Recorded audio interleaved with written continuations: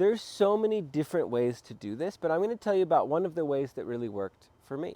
One of the skills that I learned along with coaching was facilitation, and they are beautiful pairs for each other. So what that meant for me was I started running workshops. I ran workshops in person, I ran workshops at larger events, and I ran workshops online. And I found a few different things that I really loved. And this is something that you can do too. So consider your coach education and consider if you're interested in personal development, neuroscience, psychology, shadow work, parts work, therapy, these different things. If you have one of those things where you're like, that one, that's really interesting. I would love to learn more about that. Notice I didn't say I would love to teach more about that.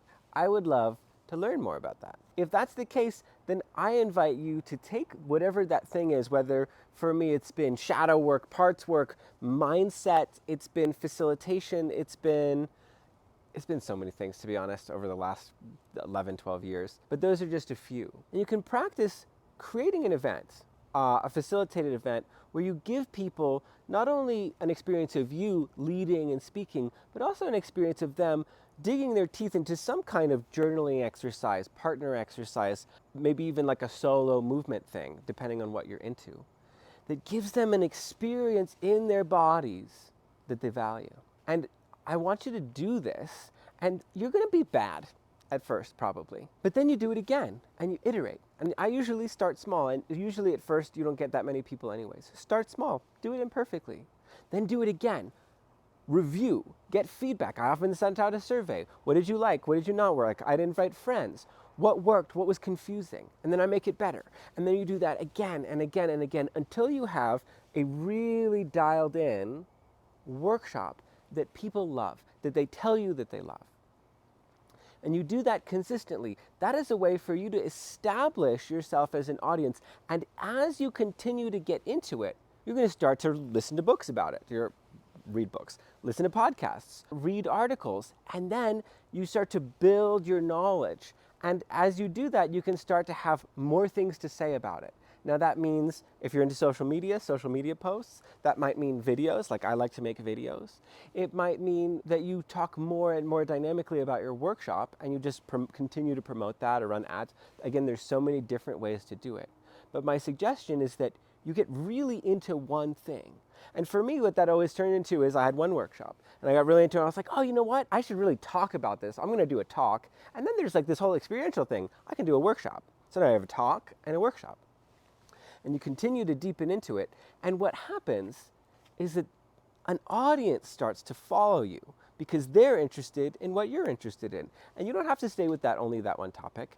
Then you can add another topic. And then you learn that, get your workshop, get your talk down. And I often, especially at first, I always make lots of space for questions. I want to know where people are confused and what their needs and desires are so I can start to speak to that and cater to that in videos, in social media, and inside the workshop so I can create a really, really good quality product. I see a lot of people going out and facilitating things, and they'll facilitate one thing, and then they'll build another thing, and then they'll build another thing, and they're kind of just chasing different things, squirrel, you know? And that doesn't really serve people powerfully. I'm really into creating high quality products. So what I really encourage you to do is pick something and iterate, go deep, deep, deep. I created a workshop, and I did it, one of my first few workshops, I did it 300 times. I ran it 3 times a week, and I dialed it in so well that I could just do it with my eyes closed in my sleep. And people were really drawn, and that was the foundation of how I understood facilitation, leadership, and how people were really drawn to me because I was amazing at that thing. You may not be world class at something yet, but if you do something repeatedly, not on autopilot, but with attention, with enhancement, people will start to feel your gravitas, your expertise, because you've done something repetitively and you didn't just do it on autopilot, you learned and you iterated and you got better. So let's review what you can do. You can identify something in the realm of personal development, coaching, therapy, whatever is kind of going to be appealing to an audience that you want to connect with. You're going to learn about that thing. Generate either a small talk or a small workshop. Leave space for questions. Gather what people want to know. Take a survey. what worked, what didn't work. I always bring plants in, right? A friend, what did you like, what did you not like? Be really honest. Iterate again.